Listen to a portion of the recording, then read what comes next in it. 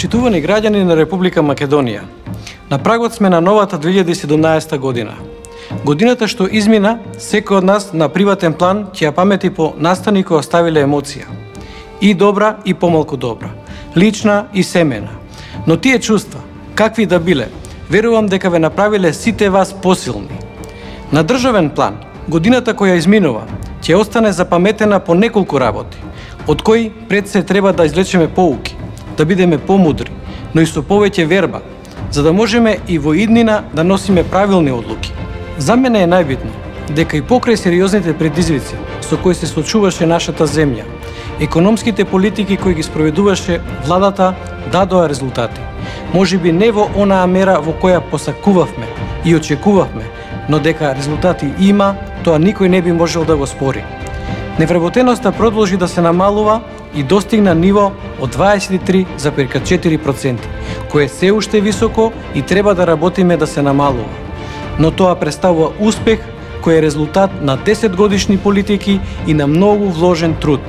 Се реализира и политики за понатамошно унапредување на стандардот на населението и се реализира проекти кои имаат и директно и индиректно позитивно влијание.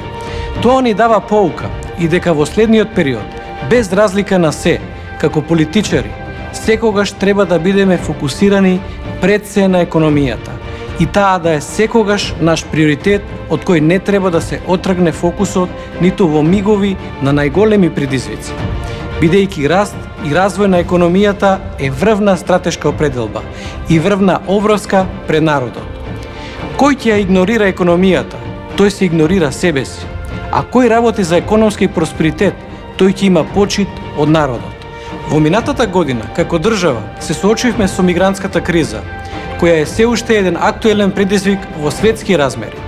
Република Македонија имаше клучна улога во справувањето со овој глобален феномен и тоа беше истакнато од многу светски и европски лидери.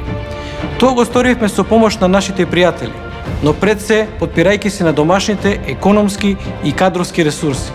И затоа ова наша заслуга е поголема бидејќи е остварена со сопствени сили. Ова потврдува дека ние имаме капацитети и дека наместо да се подценуваме, треба реално да се ја согледуваме и да ја вреднуваме нашата улога и позиција, која воопшто не е мала, особено во надминувањето на овој предизвик. Ова пак уште повеќе ја покажува потребата и значајноста за членството на Република Македонија во НАТО и во Европската Унија. Нешто што е од интерес и на нашата земја, но и на европското и евроатлантското семејство, и што ќе значи креација на простор кој подобро ќе се справува со ризици и предизвици, но и во кој подобро ќе се развива економијата.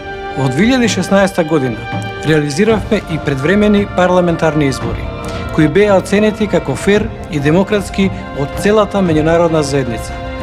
Тоа за мене и не беше новина, затоа што сум убеден дека и досегашните избори кои беа спроведени ги задоволуваат демократските стандарди, а препораките за подобрување на изборниот процес секогаш уредно ги адресиравме.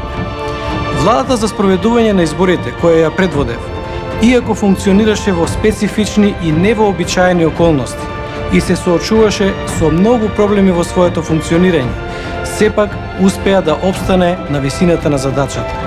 Но пред се, квалитетните избори се заслуга на целиот народ, кој покажа дека и денес е, а и во минатото бил, свесен и демократски ориентиран, на рамниште на европските народи.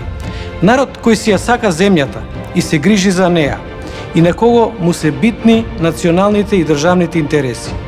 Ова ни покажува дека никој подобро и повеќе не може да се грижи за нашите работи отколку што можеме ние самите да се грижиме. Нам ни е потребен период на стабилизација и фокусирање на реалните проблеми, за вработување, за подобро образование и здравство, за инвестиции во инфраструктурата и во сите потребни области.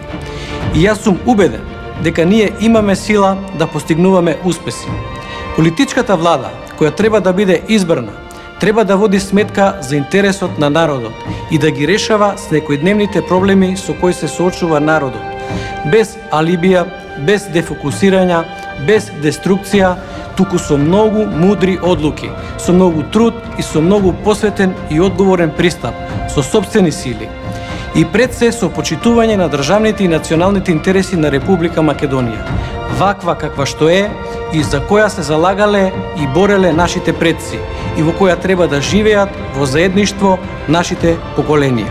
На сите вас, почитувани граѓани, во новата година ви посакувам многу здравје и среќа, берекет и благосостојба во вашите семејства и можности за приватен и професионален развој.